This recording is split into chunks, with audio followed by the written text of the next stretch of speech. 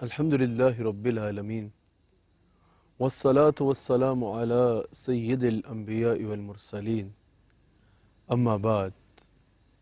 ناظرین اکرام، AOIQ T V پہ آپ پروگرام دیکھ رہے ہیں عشق رسول صلی اللہ علیہ وآلہ وسلم، جو ماہ ربیع النور شریف کے پہلے عشرے میں روزانہ اس وقت میرا اور آپ کا گفتگو کا سلسلہ ہے.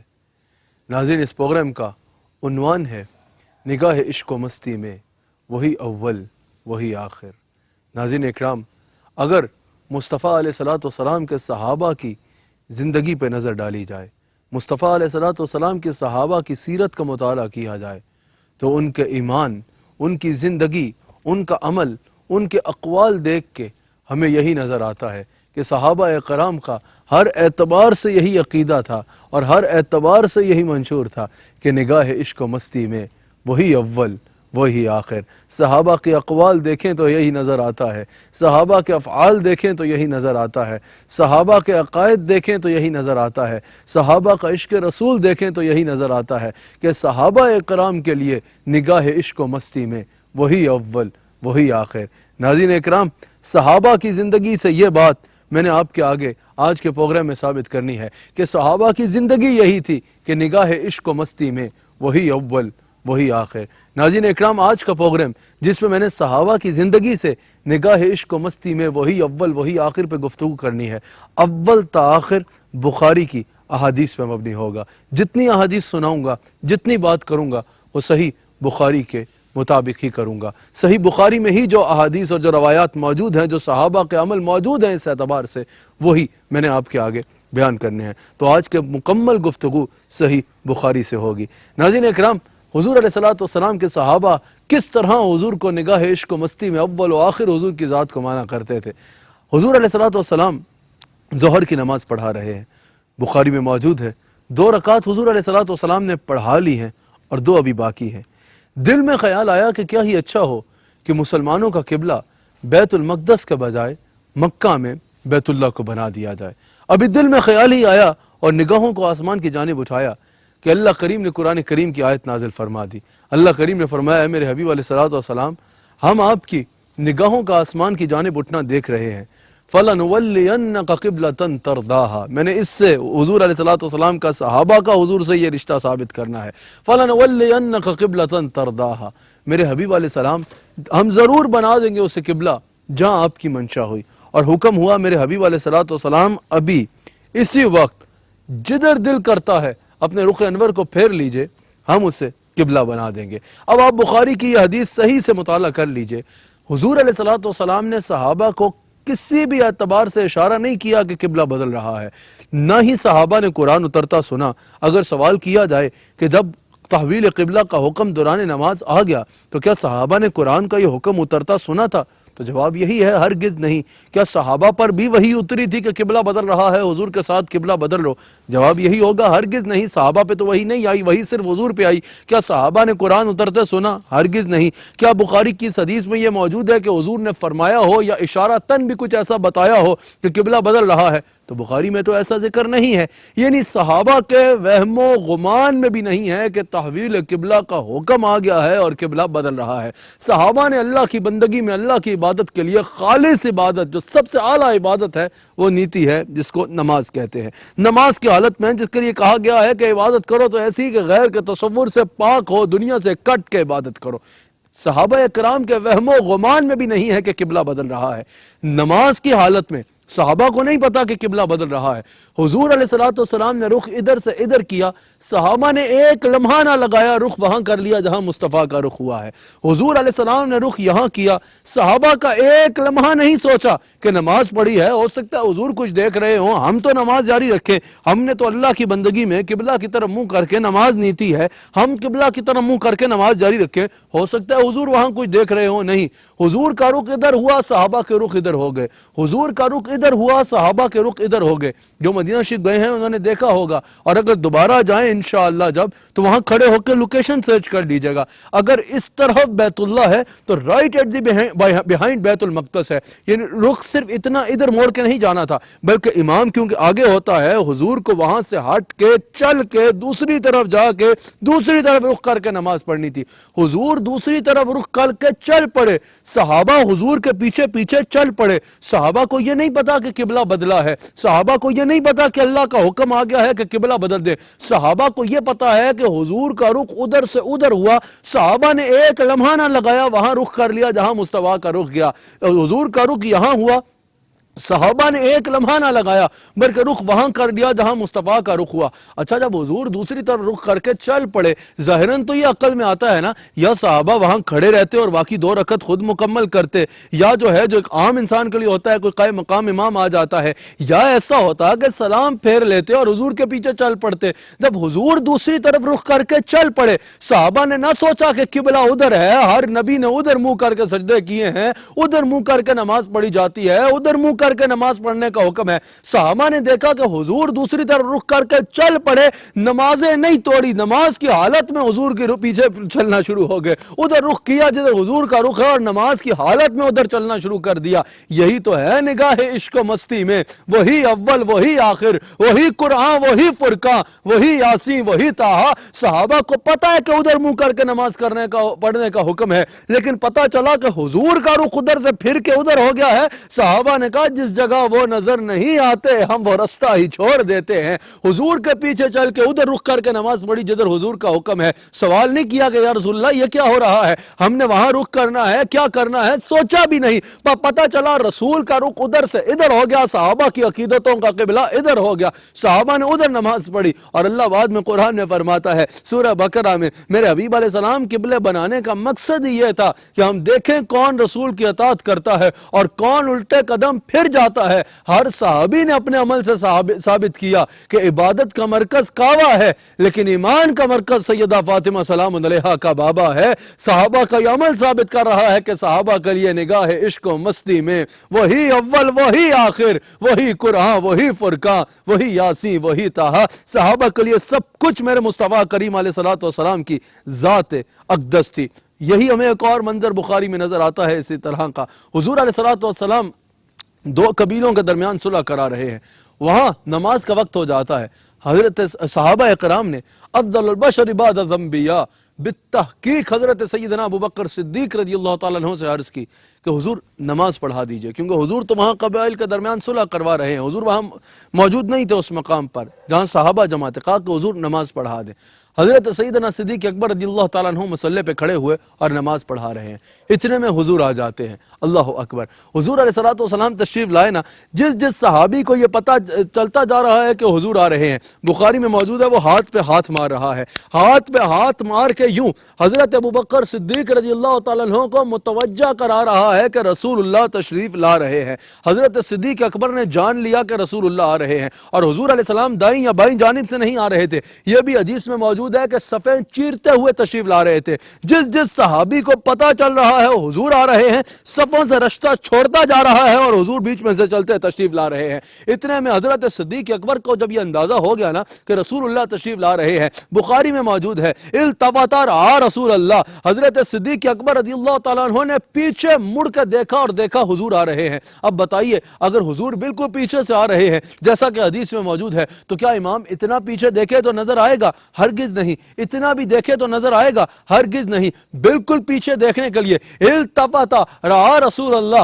صدیق اکبر پورا پیچھے مڑ کے دیکھا اور دیکھا رسول اللہ آ رہے ہیں، رسول اللہ آ رہے ہیں. حضرت صدیق اکبر نے نماز کی حالت میں مصلی چھوڑا اور پیچھے ہٹ گئے، یعنی رخ حضور کی طرف ہو گیا. حضور نے فرمایا ابو بکر نماز پڑھاتے رہو، لیکن صدیق اکبر کہتے ہیں میں نے اس میں بھی اللہ کا شکر کیا کہ حضور نے مجھے اس قابل سمجھا، لیکن میں پھر بھی پیچھے ہٹ گیا. حضور علیہ السلام مصلی پہ آئے اور حضور علیہ السلام نے باقی 2 رکعات مکمل فرمائی۔ حضور علیہ السلام نے نماز کے بعد صدیق اکبر سے پوچھا ابو بکر یہ تم نے نماز میں کیا کیا؟ کہا یا رسول اللہ ابو قحافہ کے بچے کی یہ جرت نہیں ہے کہ آپ آ جائیں اور وہ امامت کراتا رہے، یا رسول اللہ جب آپ آ جائیں تو میری کیا جرت میں مصلی پہ امام کھڑا رہوں۔ اللہ اکبر۔ اب یہاں دیکھیے اگر کوئی یہ سوال کرے کہ کیا نماز میں رسول اللہ کا خیال آئے تو نماز ٹوٹتی ہے یا نماز قائم رہتی ہے، آج اس موضوع پر بھی بحث کرنی پڑتی ہے کہ بھئی خیال مصطفیٰ سے نماز نہیں ٹوٹتی۔ اور بھائی صحابہ کی زندگی کو دیکھو، صحابہ کے عمل کو دیکھو، وہاں سب کچھ الٹ پلٹ ہوا ہے، مقتدی صفیں چھوڑ چکے ہیں، مقتدی ہاتھ پہ ہاتھ مار رہے ہیں، امام کا رخ کعبے سے ہٹ کے پیچھے ہو گیا ہے، امام مصلی سے ہٹ گیا ہے، دوسرے امام جو ہے وہ مصلی پہ آ کے نماز پوری کر رہے ہیں، لیکن نماز نہیں ٹوٹی۔ اگر یہاں صدیق اکبر ویسے پیچھے مڑ کے دیکھتے نا تو ان کی نماز ٹوٹ جاتی، لیکن یہاں کیوں نہیں ٹوٹی؟ کیونکہ آگے خدا تھا تو پیچھے مصطفیٰ تھا، آگے کعبہ تھا تو پیچھے کعبے کا کعبہ تھا۔ آج لوگ کہتے ہیں خیال سے نماز ٹوٹتی ہے، اس صحابہ کا عمل تو یہ بتا رہا ہے کہ نماز ہوتی ہی تب ہے جب اس میں خیال مصطفیٰ آتا ہے۔ ایک اور حدیث بخاری میں موجود ہے، حضور علیہ السلام اپنے محل میں ہیں، ابو بکر صدیق رضی اللہ تعالیٰ عنہ کو حکم ہے کہ نماز پڑھاؤ، یہ بھی بخاری میں موجود ہے۔ صدیق اکبر نماز پڑھا رہے ہیں، حضور علیہ السلام نے اپنے محل مبارک کا پردہ ہٹایا، صحابہ کہتے ہیں ہماری نظریں بے چین تھی کہ ہم رسول اللہ کو کب دیکھیں گے۔ صحابہ نے کہا کہ جب رسول اللہ نے محل کا پردہ ہٹایا، رسول اللہ کا چہرہ کھلے قرآن کی طرح چمک رہا تھا۔ اب جو مدینہ پاک گئے انہوں نے دیکھا ہے کہ اگر یہ رسول اللہ کا محراب مبارک ہے، ادھر کعبہ ہے، تو ادھر رسول اللہ کا محل مبارک ہے۔ اب بتائیے ادھر دیکھتے ہوئے کیسے پتا چل رہا ہے کہ رسول اللہ کا چہرہ کیسے چمک رہا ہے؟ پتا چلا کہ جب حضور نے محل کا پردہ ہٹایا، نماز کی حالت میں بخاری بتا رہی ہے پوری مسجد میں امام سمیت صحابہ کا رخ کعبے سے ہٹا اور رسول اللہ کی طرف ہو گیا، نماز کی حالت میں رخ کعبے سے ہٹ کر رسول اللہ کی طرف ہو گیا۔ حضور نے یہ نہیں فرمایا ابو بکر نماز ٹوٹ گئی دوبارہ شروع کرو، حضور نے فرمایا وہیں سے نماز جاری رکھو، میں تو دیکھ رہا تھا تم نماز کیسے پڑھتے ہو، میں تو یہ دیکھ رہا تھا تم نماز کیسے پڑھتے ہو۔ اس سے بھی یہی پتا چلا صحابہ کے لیے نگاہ عشق و مستی میں وہی اول وہی آخر، وہی قرآن وہی فرقان، وہی یاسین وہی طٰہٰ، یہی تو وجہ ہے نماز میں بھی اگر مصطفیٰ آئیں تو صحابہ کی رخ کعبے سے ہٹ کے مصطفیٰ علیہ السلام کی طرف ہو جایا کرتے ہیں۔ بخاری کی ایک اور حدیث سنیے، نگاہ عشق و مستی میں وہی اول وہی آخر، آپ کو یہاں سے سمجھ آئے گا۔ یہ جو عشق کا مزاج رکھنے والا ہے نا وہ بڑی آسانی سے سمجھا جائے گا۔ عشق کا ایک قاعدہ و رسول ہوتا ہے، عشق میں عقل کے گھوڑے نہیں دوڑائے جاتے، عشق یہ کہتا ہے جو میرے پیارے کی بات ہے، میرے حبیب کی بات ہے وہی میری بات ہے، جو میرے محبوب کی بات ہے بس وہی بات ہے، عقل کے گھوڑے نہیں دوڑاتا۔ جس سے عشق ہے وہ دن کو رات کہے تو وہ رات ہوتا ہے، وہ سورج کو چاند کہے تو وہ چاند ہوتا ہے، بس پھر اپنی عقل کے گھوڑے نہیں دوڑائے جاتے۔ یہ عشق کی آخری منزل ہوتی ہے، یہ عشق کی آخری منزل ہوتی ہے، اور یہ وہ منزل ہے کہ نگاہ عشق و مستی میں وہی اول وہی آخر وہی قرآن وہی فرقان، یہ وہ منزل ہے۔ بخاری میں موجود ہے، حضور علیہ السلام کا دربار منا میں رونق افروز ہے اور خطبہ فرما رہے ہیں، اور حضور نے منا میں خطبہ ارشاد فرماتے فرماتے صحابہ کو مخاطب کیا اور کہا کہ آج کون سا دن ہے؟ سب کو پتا ہے یوم النحر ہے، نہ بولے کہ یوم النحر ہے، کہا یا رسول اللہ ہمیں نہیں پتا کون سا دن ہے، آپ جانتے ہیں۔